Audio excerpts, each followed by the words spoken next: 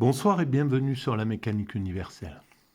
Alors, aujourd'hui, nous sommes le vendredi 6 janvier 2023 et je reprends la lecture, mes lectures commentées digressives à partir de Nietzsche, Crépuscule des idoles.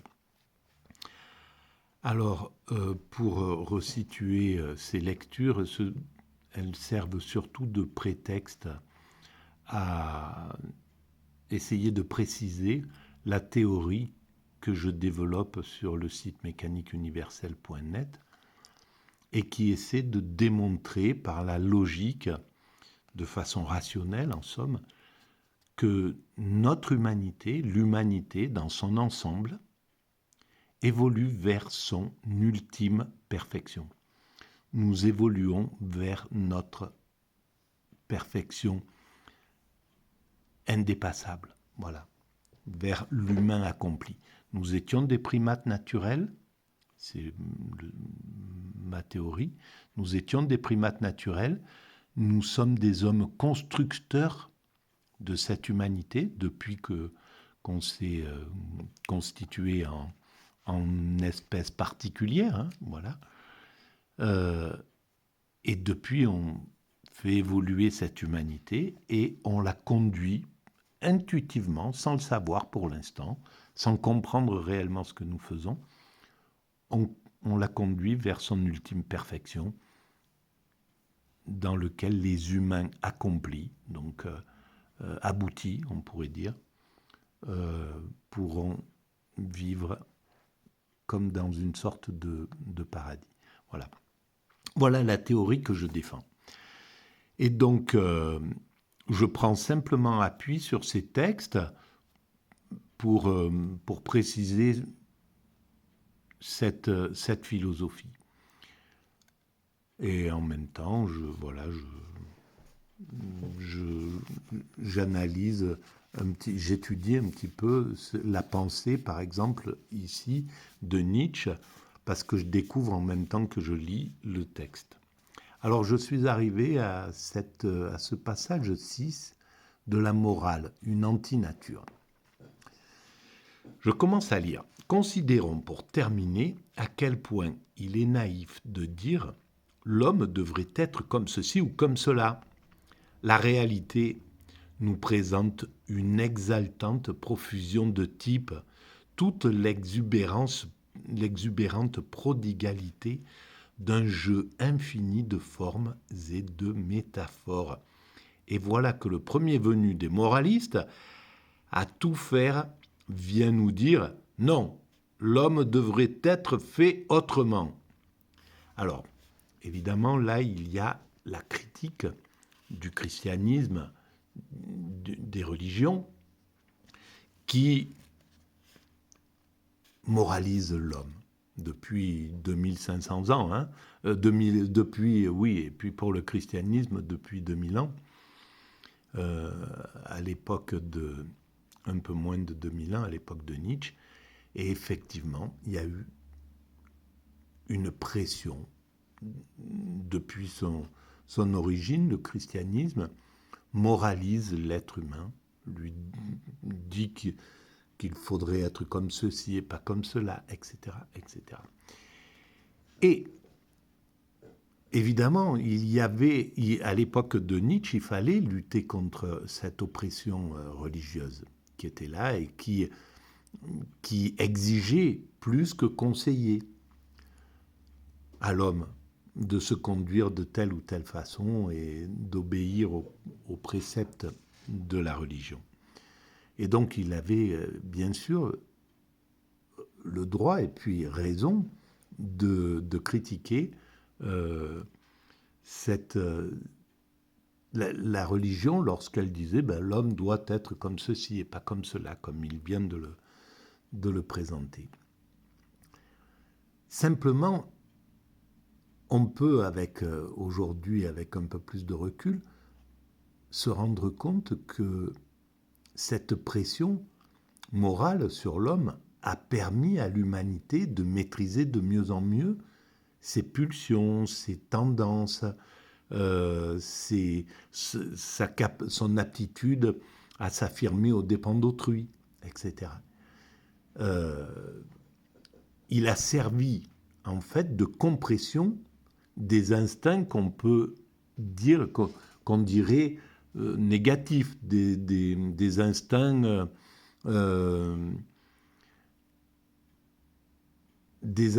qui s'affirment aux dépens d'autrui. Et à partir de, il n'y a pas très longtemps, le religieux, par exemple le christianisme, s'est un peu mis en retrait. Ça a été compliqué, bien sûr. La laïcité est passée, le système laïque est passé, à repousser l'oppression religieuse le plus possible. Et c'était un petit peu à la fin de la vie de Nietzsche. Voilà, Nietzsche est mort au début du XXe siècle et c'est quelque temps après que la laïcité a commencé à s'imposer dans la société, en France par exemple. Et donc c'est la laïcité qui a continué à travers la loi, à travers les interdits législatifs, à continuer ce travail de pression sur le comportement humain, pour pousser l'être humain, l'homme, à devenir de plus en plus respectueux d'autrui, pour qu'il sorte de cet état de loup pour l'homme, de l'homme qui est un loup pour l'homme, etc., et devenir donc de plus en plus fraternel, etc. Et ce travail, il est juste normal. Donc le religieux, si Nietzsche avait eu un peu plus, à la limite, de compassion, il ne pouvait pas à cette époque-là, mais s'il avait eu un peu plus de compassion, un peu plus d'aptitude à voir la complexité, pourquoi le christianisme est arrivé, il s'est imposé sur quoi? Sur les tabous qui étaient avant, c'était toujours des interdits. Voilà, il y avait des interdits qui étaient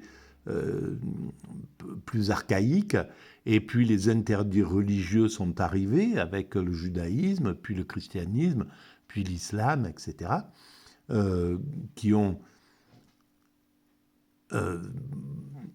pousser l'homme à se conduire de telle façon à maîtriser de mieux en mieux ses pulsions.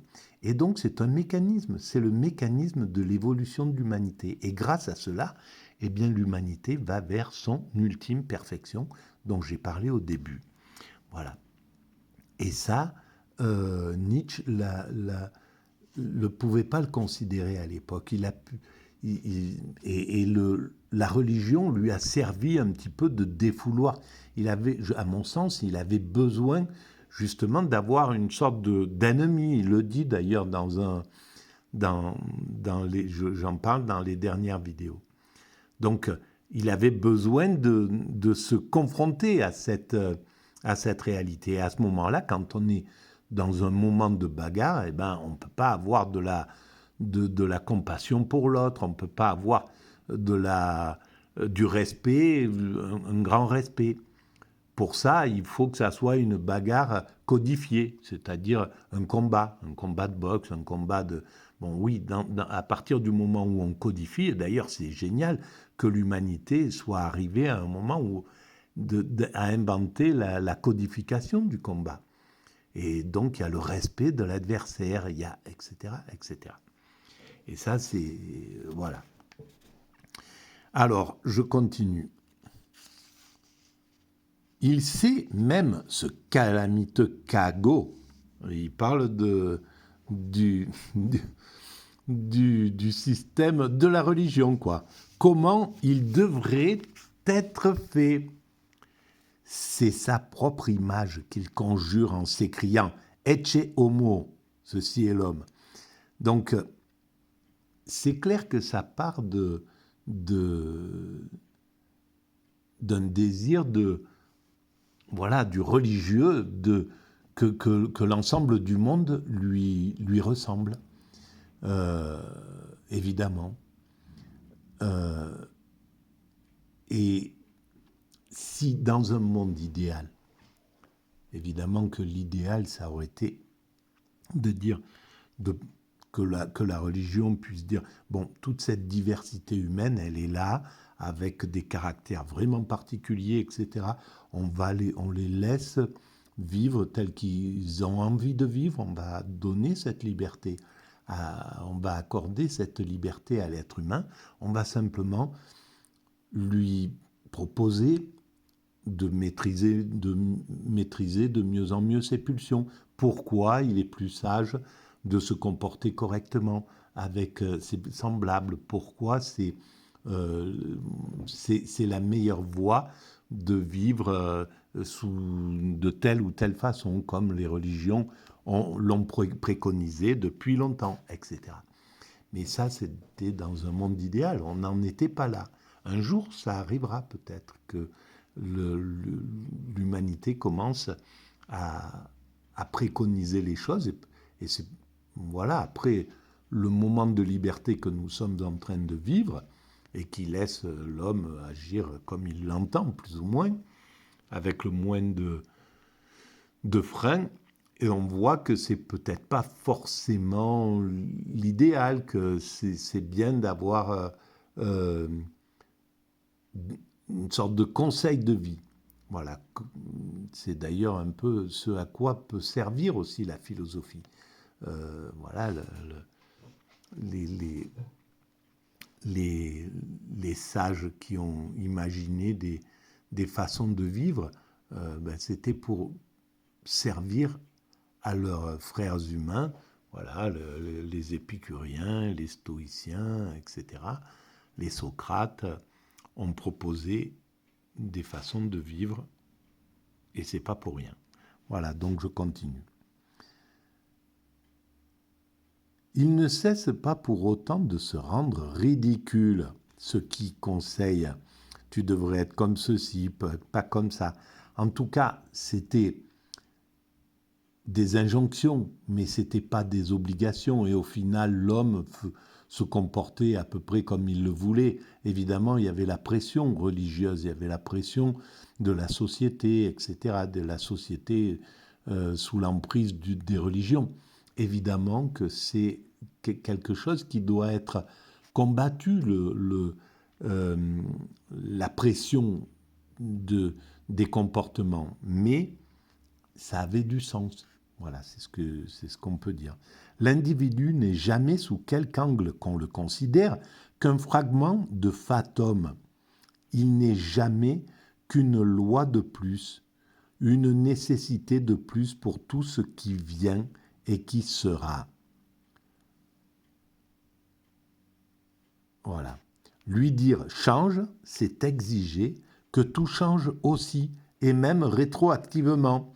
Et de fait, il y eut des moralistes conséquents avec eux-mêmes. Ils voulaient l'homme différent, à savoir vertueux. Ils le voulaient à leur image, à savoir cagot. C'est pour cela qu'ils niaient le monde.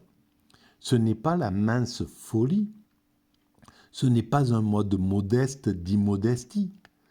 La morale, dans la mesure où elle condamne dans l'absolu, et non au regard de la vie, par égard pour la vie, ou en regard des intentions de la vie, est une erreur intrinsèque qui ne doit inspirer aucune pitié et relever d'une idiosyncrasie de dégénéré qui a déjà fait un mal infini.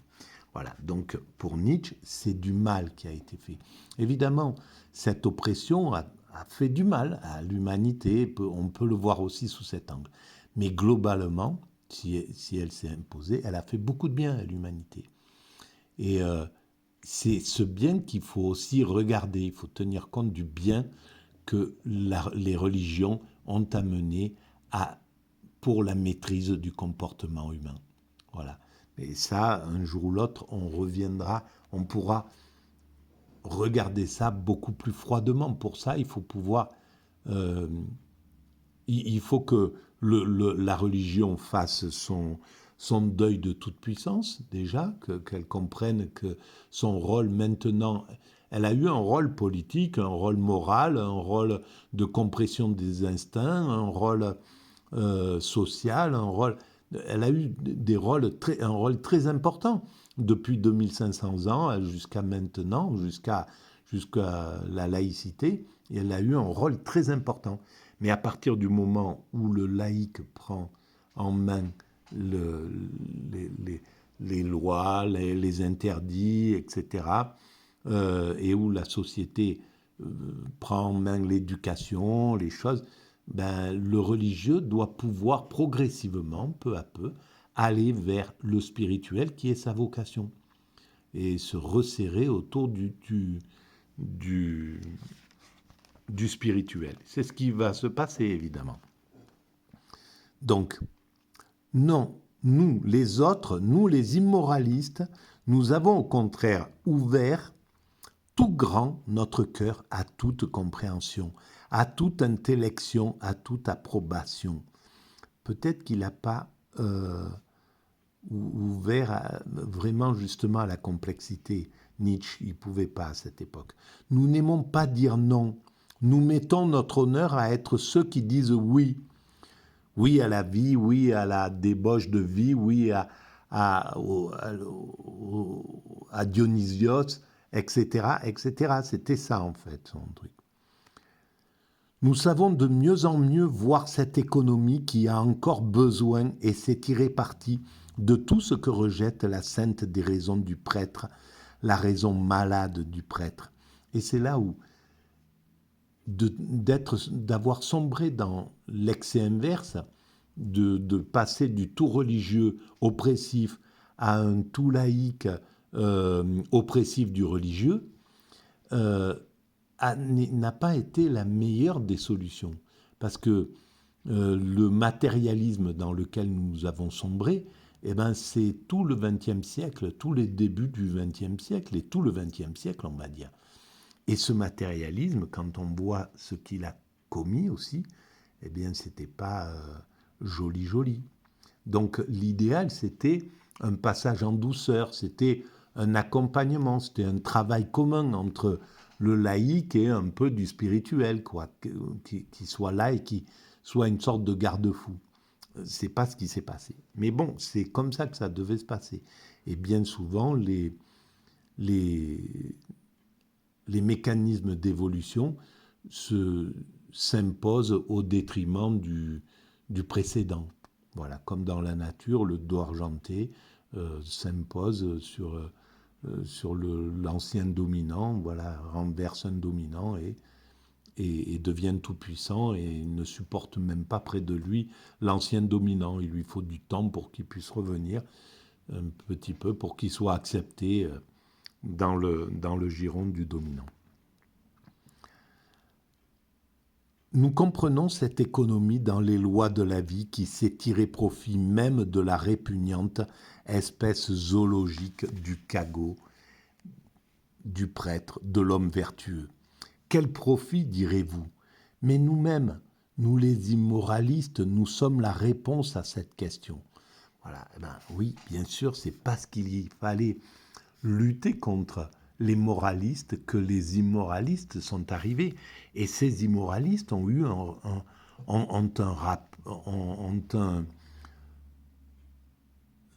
travail incroyable et une importance fondamentale aussi, comme les moralistes. Et voilà, c'est exactement pareil. Le moraliste et l'immoraliste travaillent tous les deux pour l'évolution de l'humanité. Comme le mendiant au coin d'une rue et le sociologue qui écrit sur la mendicité, ben, tous les deux travaillent pour éveiller, pour travailler le cœur des hommes, travaillent l'empathie. Voilà. En fait, c'est à ce niveau de compréhension que la société humaine doit monter sa conscience. On doit commencer à comprendre que c'est le travail du transgressant et du législateur qui font l'évolution du droit, voilà, etc.